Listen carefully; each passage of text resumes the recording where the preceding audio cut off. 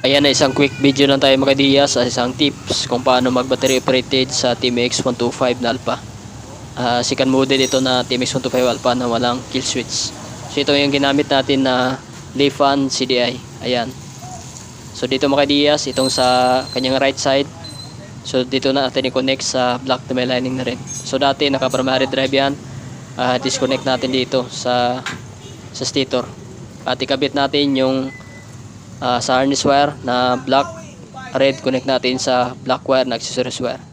Yan yung kanyang positive accessories wire.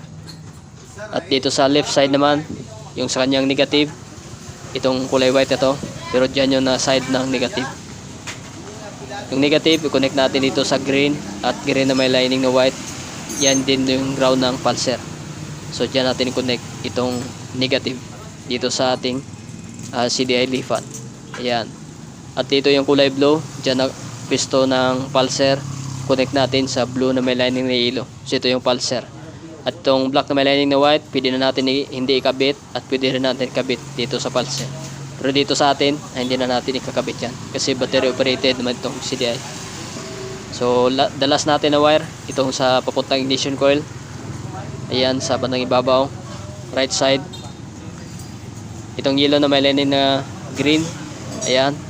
Yan yung sa ating ignition coil. So connect natin dyan sa yellow na may lining na green. So ganito lang mga ideas kung paano mag battery operated sa TMX 125 Alpha. Ayan. So dito, disconnect na natin yan sa kanyang primary. At yung sa harness wire, ito i-connect natin sa black, white. Yan yung accessories wire. So ganito lang mag battery operated sa TMX.